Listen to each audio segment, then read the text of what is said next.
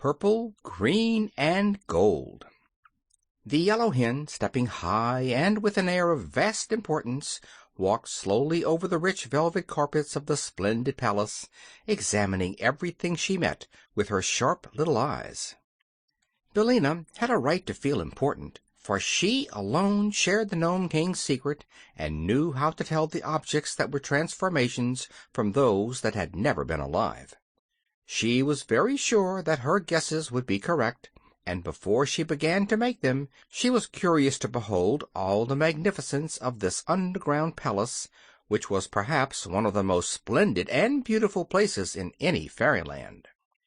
As she went through the rooms she counted the purple ornaments, and although some were small and hidden in queer places, Billina spied them all, and found the entire 10 scattered about the various rooms.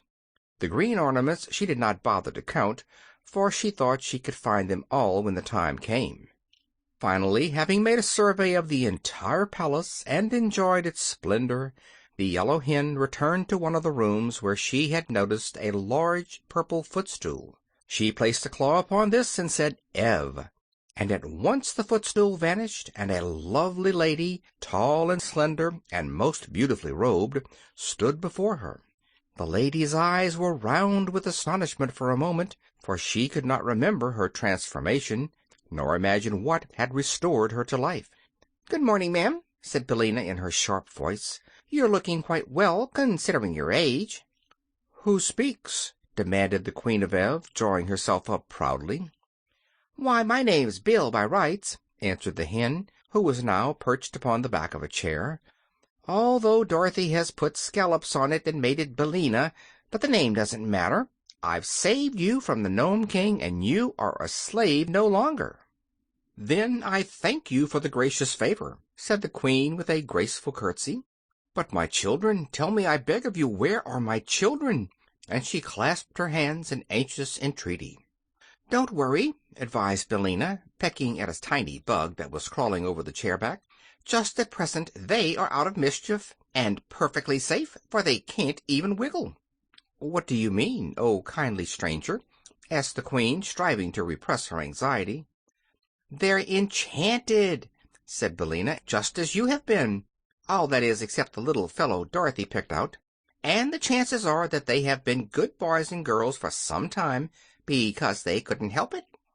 "Oh, my poor darlings!" cried the Queen with a sob of anguish.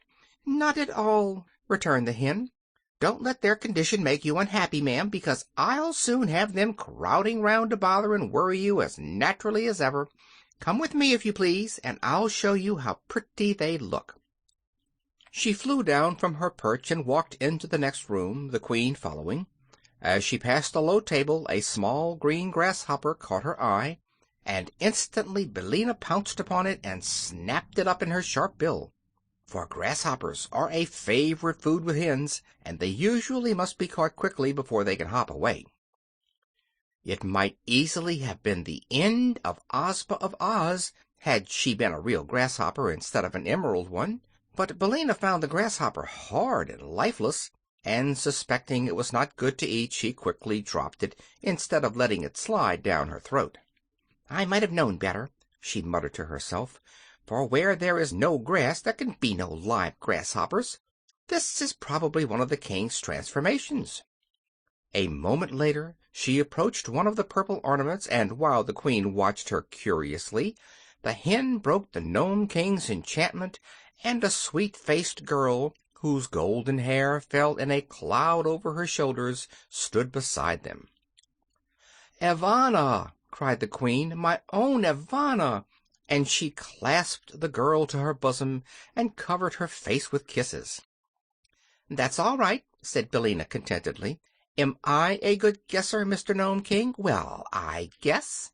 Then she disenchanted another girl, whom the Queen addressed as Evrose, and afterwards a boy named Evardo, who was older than his brother Evring. Indeed, the yellow hen kept the good Queen exclaiming and embracing for some time, until 5 princesses and 4 princes, all looking very much alike except for the difference in size, stood in a row beside their happy mother. The princesses were named Evanna, Evrose, Evella, Everine, and Evna, while the princes were Evrob, Evington, Evardo, and Evroland. Of these, Evardo was the eldest and would inherit his father's throne and be crowned king of Ev when he returned to his own country. He was a grave and quiet youth, and would doubtless rule his people wisely and with justice. Billina, having restored all of the royal family of Ev to their proper forms, now began to select the green ornaments which were the transformations of the people of Oz. She had little trouble in finding these, and before long all the 26 officers, as well as the private, were gathered around the Yellow Hen, joyfully congratulating her upon their release. The 37 people who were now alive in the rooms of the palace knew very well that they owed their freedom to the cleverness of the Yellow Hen, and they were earnest in thanking her for saving them from the magic of the Nome King. "Now," said Billina, "I must find Ozma. She is sure to be here somewhere. And, of course, she is green, being from Oz, so look around, you stupid soldiers, and help me in my search." For a while, however, they could discover nothing more that was green, but the Queen, who had kissed all her 9 children once more and could now find time to take an interest in what was going on, said to the hen, "Mayhap, my gentle friend, it is the grasshopper whom you seek." "Of course it's the grasshopper!" exclaimed Billina. "I declare I'm nearly as stupid as these brave soldiers. Wait here for me, and I'll go back and get it." So she went into the room where she had seen the grasshopper, and presently Ozma of Oz, as lovely and dainty as ever, entered and approached the Queen of Ev, greeting her as one high-born princess greets another. "But where are my friends, the Scarecrow and the Tin Woodman?" asked the girl ruler, when these courtesies had been exchanged.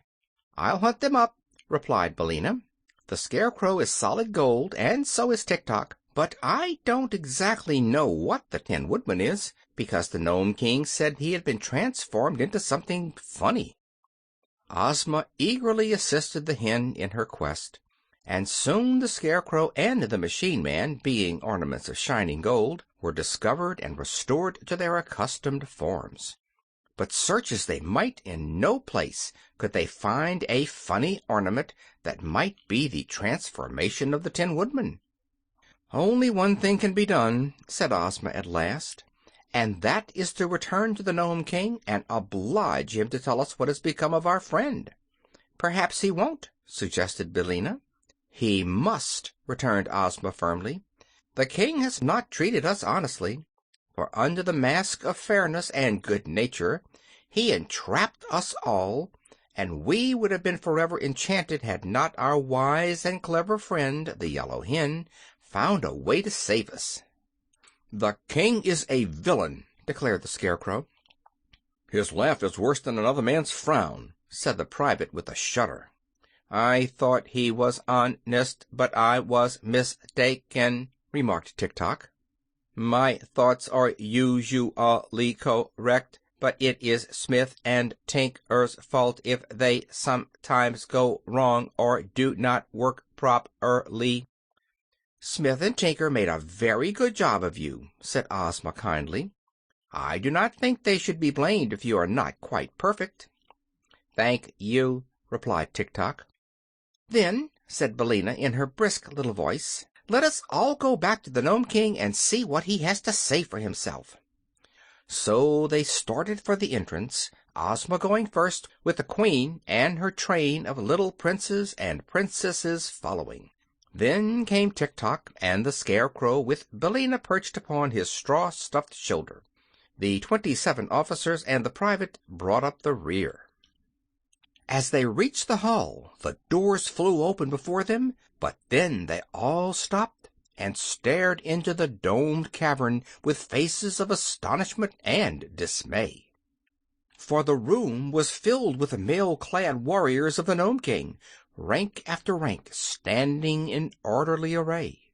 The electric lights upon their brows gleamed brightly, their battle-axes were poised as if to strike down their foes, yet they remained motionless as statues, awaiting the word of command. And in the center of this terrible army sat the little King upon his throne of rock, But he neither smiled nor laughed. Instead, his face was distorted with rage, and most terrible to behold. End of chapter 16.